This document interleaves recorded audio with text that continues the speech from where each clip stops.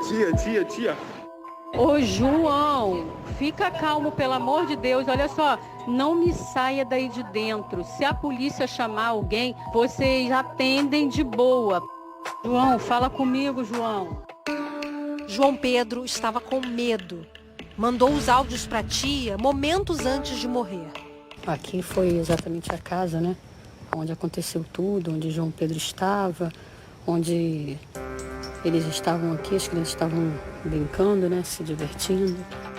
A casa fica no Complexo do Salgueiro, em São Gonçalo, região metropolitana do Rio.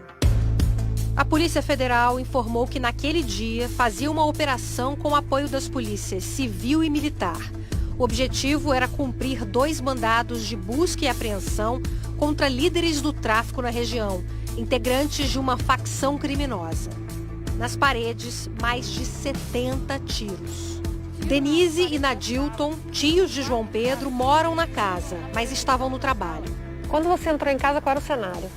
O que você viu? Tudo destruído. Destruição, a janela toda furada. Tiro na televisão da sala, tiro nas paredes da sala. Tudo começou por volta das 2h30 da tarde. 6 adolescentes, entre eles João Pedro, brincavam na área externa. Quando eles escutaram o barulho do helicóptero, né? Eles ficaram preocupados porque estava sobrevoando aqui. O que eles fizeram? Eles correram para casa. Quando o barulho de tiros começou, Neilton, pai de João Pedro, e a tia Denise estavam trabalhando muito perto da casa. O helicóptero está rodando, mas tem policiais aqui, vai me proteger. Correto? Foi o João que ligou pro pai, mas quem atendeu, que quem estava com o telefone era eu.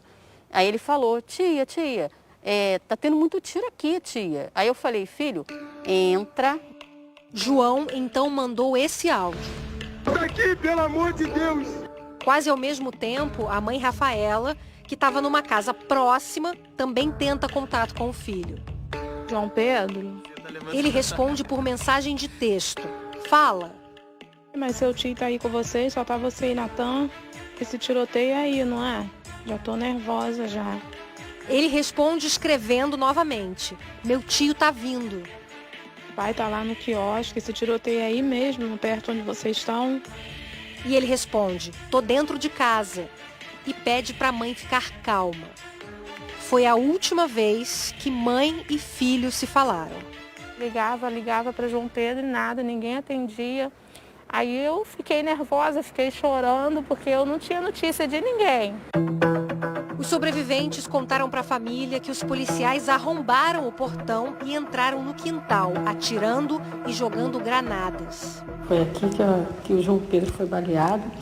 Aí quando chegamos na casa, do lado de fora, os 5 adolescentes sentados no chão, mais ou menos de 10 a 15 policiais da Core cercando eles assim com tudo de fuzil, e meu sobrinho chorando, olhou para mim, João. Eu falei, o que aconteceu com o João? João foi baleado. Aí eu comecei a ficar desesperado ali, eu comecei a passar mal, perguntando ao policial o que aconteceu, eles nada de falarem. Só disseram que o menino tinha sido resgatado de helicóptero. A resposta dele foi essa, socorremos ele, estava com vida. Levaram para onde? Aí já não me deram mais resposta, não falaram mais nada, falaram que o radinho não estava dando comunicação. E começou a peregrinação da família. Fomos uns 8 a 9 hospitais. O pai foi também na divisão de homicídios que atende a região. Lá foi informado de que um corpo seria encaminhado para o Instituto Médico Legal, mas não informaram se o corpo era de João Pedro. Só às 10 da noite, o tio de João Pedro recebeu uma ligação da Secretaria de Vitimados do Estado, informando que João Pedro estava morto e que o corpo do menino estava no IML, mas não sabiam dizer qual. Só fui achar meu filho na terça-feira, 8h30 da manhã, porque o meu irmão foi pro IML de Tribobó e encontrou meu filho lá com um tiro de fuzil na barriga.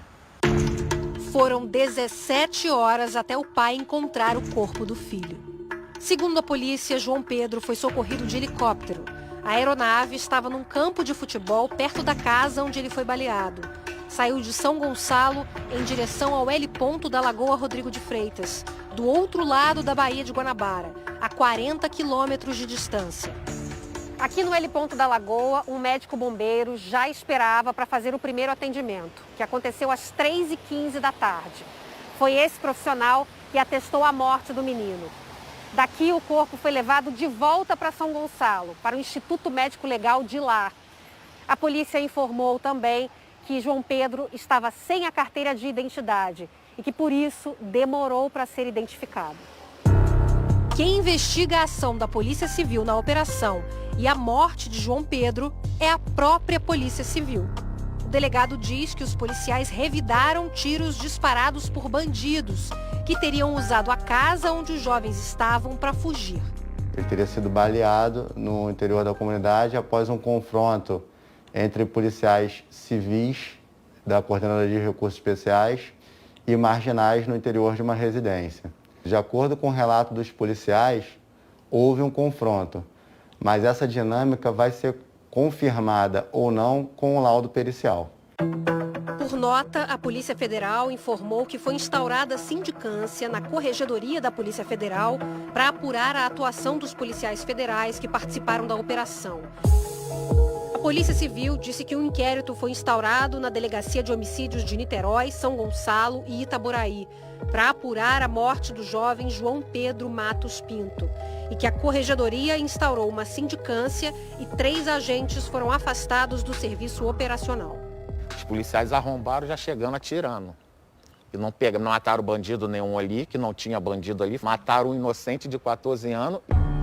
Mas, mesmo que bandidos tenham passado pelo local em fuga, a polícia pode dar 70 tiros em direção a uma casa sem saber exatamente quem está dentro dela? Muito dificilmente você vai conseguir comprovar que você precisou de dar esse número de tiros de um fuzil com calibre com alto poder destrutivo. A gente não consegue entender por que esses meninos não foram avisados. Olha, a casa está cercada, saiam com as mãos para o alto. Eles não tiveram essa chance. Essa casa foi fuzilada. Essa operação ela poderia ter sido uma chacina. A Defensoria Pública, que representa a família, quer que o Ministério Público passe a investigar o caso. A Polícia Civil não terá a mesma condição de imparcialidade para conduzir a apuração do homicídio do João Pedro que o Ministério Público tem, para que sejam ouvidas todas as versões dessa história. 498 pessoas foram assassinadas em São Gonçalo no ano passado. Desse total, 220 foram mortas por policiais. De janeiro a março desse ano, 76 pessoas foram mortas por policiais no município. A polícia investiga a quadrilha que atua no Complexo do Salgueiro, em São Gonçalo, e diz que busca o traficante Ricardo Severo, conhecido como Faustão, que estaria escondido numa casa bem perto da casa onde os jovens estavam na segunda-feira. Já se sabe que a bala que atingiu João Pedro era de um fuzil 556.